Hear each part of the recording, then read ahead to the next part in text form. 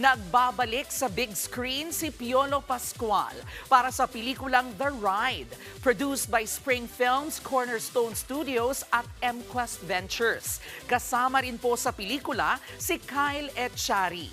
At live mula po sa Quezon City sa kanilang premiere night, nasa frontline na balitang yan, si MJ Marfori. MJ? Ay! Oh my God! Jervy, eto na! Oh my God!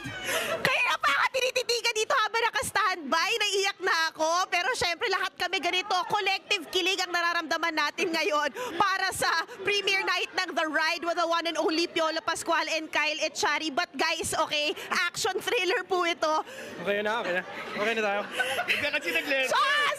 Kasi nileather ko rin sila. Syempre, kailangan in tune tayo dito sa Cornerstone Media Quest na pelikula nito at Spring Films. At syempre, unang tanong, how is this so relevant with what's happening today, Papa P? I think it's relevant. It's not really dated because at the end of the day, it's a story of a father and son that had a falling out and all the misgivings in life. So maraming mga pagkakamali, maraming kailangan baguhin, maraming kailangan ma-realize.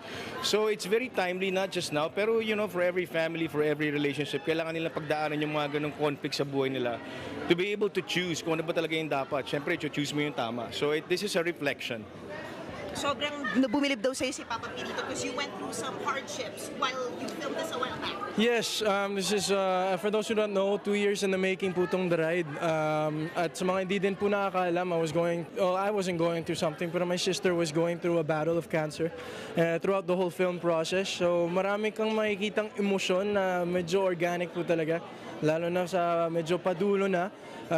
But I'm happy that we're finally able to show the world this film. It's been 2 years. Show the world, di ba? Di ba? Malay mo naman, di ba?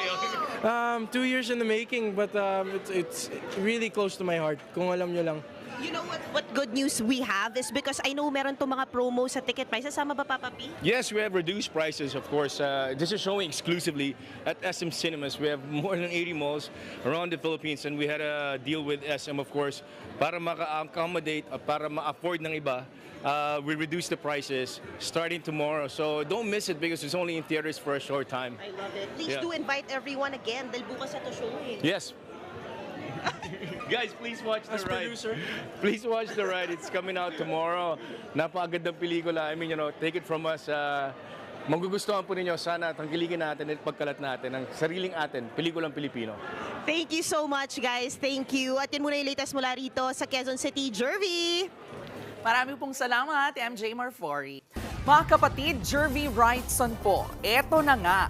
Para sa latest showbiz news at iba pang kay-alaman, mag-follow at mag-subscribe na sa social media pages ng News 5.